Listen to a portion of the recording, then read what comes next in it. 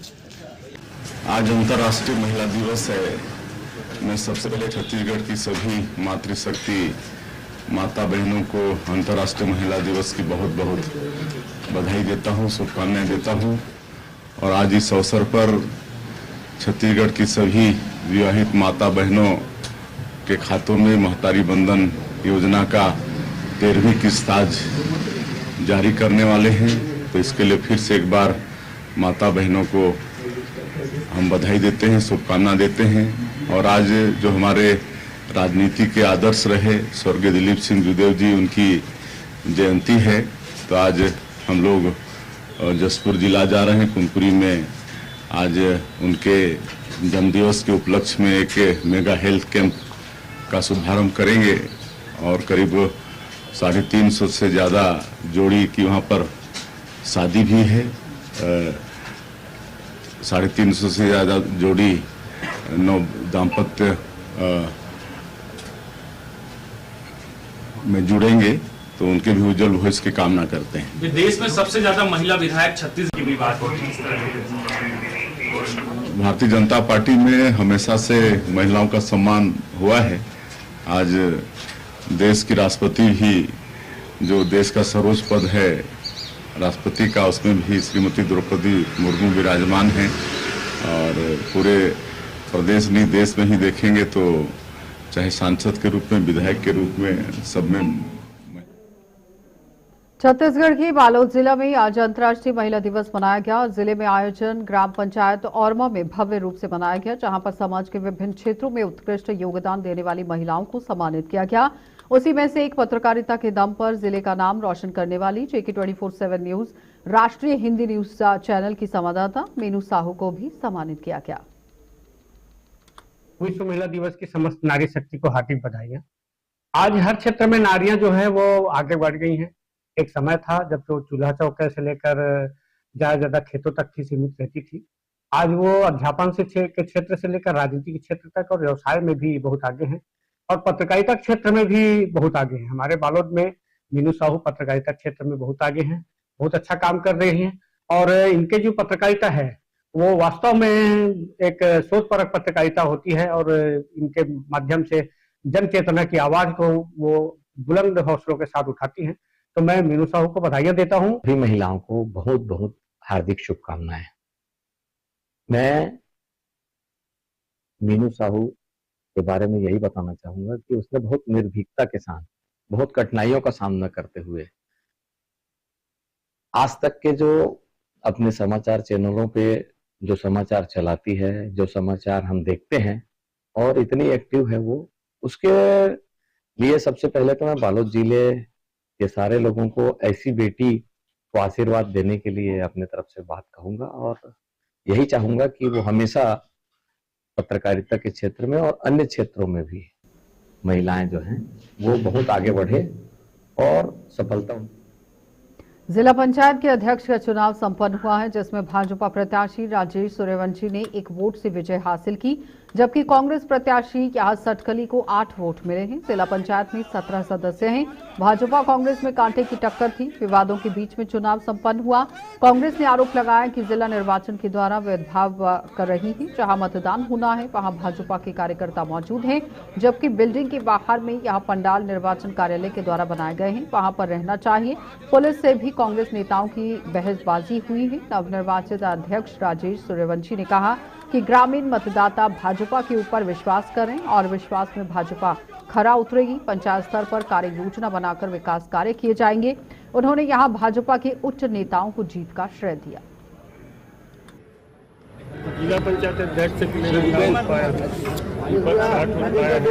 क्या है, ग्रामीण क्षेत्र गांव की सरकार है। गांव सरकार में बीजेपी का पूर्ण बहुमत जिला है, इसलिए मैं भारतीय जनता पार्टी जिला अध्यक्ष हूँ और मेरी पार्टी के सभी वरिष्ठ नेता से सहयोग से आज जीत हासिल हुआ है।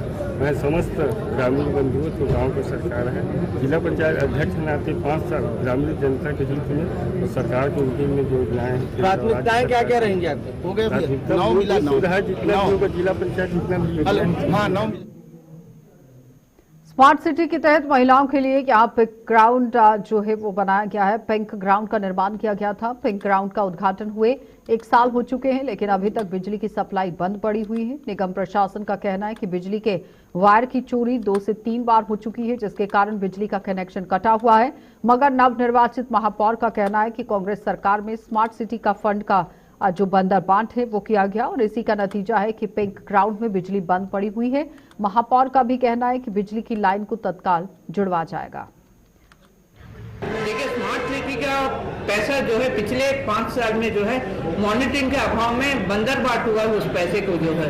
तो हम इस बार प्लानिंग के साथ जो है जो पैसा फिर है 100 करोड़ रुपए स्मार्ट सिटी के तहत आया है, उसको मॉनिटरिंग के साथ बहुत अच्छे व्यवस्थित रूप में जो है स्मार्ट सिटी का पैसा जो है उसको हम इस शहर को सुंदर और स्वच्छ बनाने का प्रयास करेंगे। बिलासपुर रेंज आईजी संजीव शुक्ला मुंगेली प्रवास पर रही और जिले के निरीक्षण के बाद प्रेस वार्ता आयोजित की गई। इस दौरान उन्होंने पत्रकारों से रूबरू होते हुए कहा था कि थानों का सालाना निरीक्षण किया जा रहा है। विगत 3 दिनों से मुंगेली जिले के थाने कोतवाली, पुलिस लाइन, सिपाहियों की परेड का निरीक्षण किया जा रहा है। आज का दौरा भी इसी का हिस्सा है, जिसमें पुलिस अधीक्षक कार्यालय का भी निरीक्षण किया गया।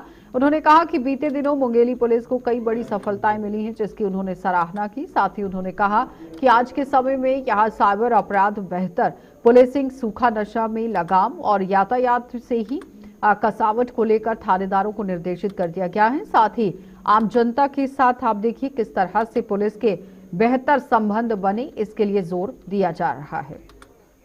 प्रत्येक वर्ष किया जाने वाला वार्षिक निरीक्षण है, जो पिछले 3 दिन से मैं मुंगेली जिले का निरीक्षण कर रहा हूं। इस दौरान शहरी थाना कोतवाली, देहात का थाना सारागांव, सब डिवीजन मुंगेली का ऑफिस और पुलिस लाइन, पुलिस कर्मचारियों की परेड, पुलिस कर्मचारियों का सम्मेलन और अभी आज पुलिस अधीक्षक के कार्यालय का निरीक्षण किया जा रहा है।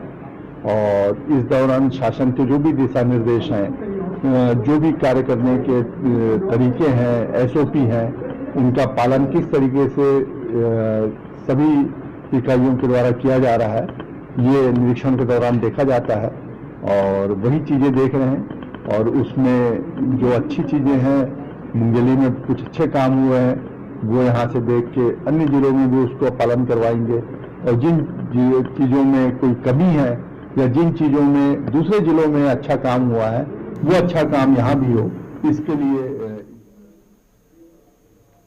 रायगढ़ जिले में लगातार बढ़ते डायबिटिक और हृदय रोगियों की संख्या को ध्यान में रखकर जिला स्वास्थ्य विभाग छत्तीसगढ़ सरकार के निर्देश पर एक जागरूकता अभियान चलाने में जुटा हुआ है। इस अभियान के तहत स्वास्थ्यकर्मी जिले भर में घर घर जाकर लोगों का स्वास्थ्य जांच कर रहे हैं। ये लोगों के स्वास्थ्य की जांच हो रही है। जांच के दौरान जो भी हृदय रोगी या डायबिटीज का पेशेंट मिल रहा है, उन्हें स्वास्थ्य विभाग की टीम मुफ्त सलाह, औषधियां दे रही है। साथ ही जांच टीम रोगियों को जीवन शैली में सुधार करने की अपील भी की जा रही है।